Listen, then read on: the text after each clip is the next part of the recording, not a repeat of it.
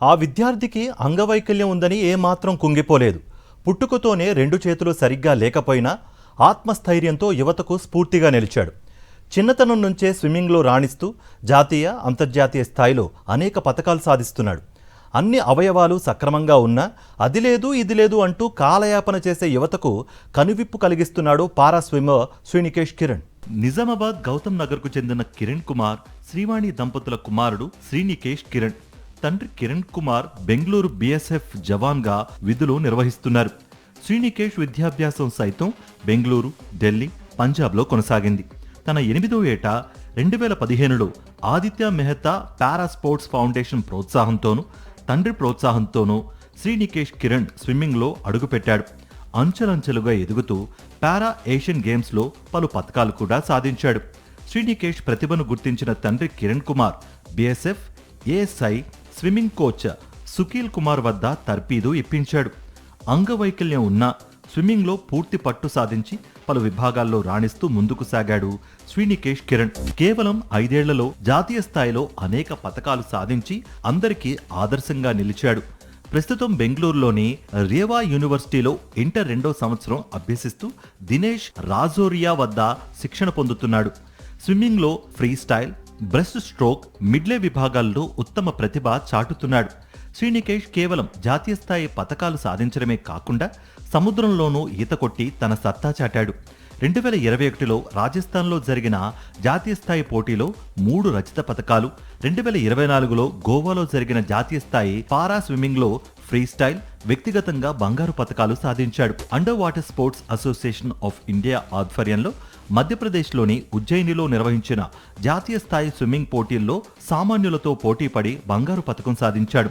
ఇటీవల దుబాయ్లో జరిగిన పారా యూత్ ఏషియన్ గేమ్స్లో దేశం తరపున పాల్గొని 50 మీటర్లు, 100 మీటర్లు ఫ్రీ స్టైల్, 100 మీటర్ల బ్రెస్ట్ స్ట్రోక్ విభాగాల్లో కాంస్య పతకాలు సాధించాడు.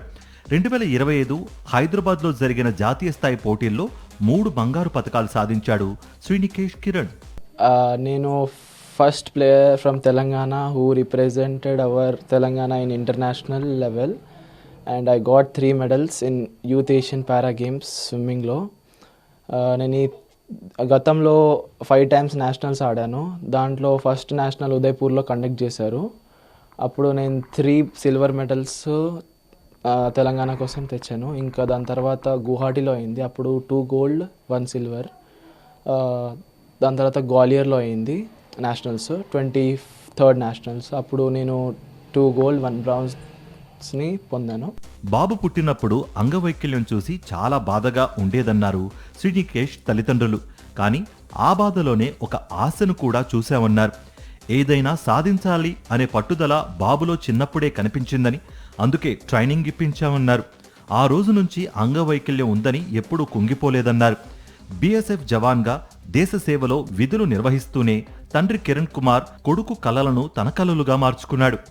ఎక్కడ అవకాశం కనిపిస్తే అక్కడ శిక్షణ ఇప్పించారు. ఎక్కడ పోటీ ఉందంటే అక్కడికి తీసుకువెళ్లారు. తల్లిదండ్రులు కొడుక్కి ధైర్యంగా అండగా నిలిచారు. శ్రీనికేష్ కిరణ్ ఆత్మస్థైర్యంతో ఎదిగిన ఓ సాధారణ బిడ్డ మాత్రమే అంటున్నారు ఆ ఆదర్శ దంపతులు.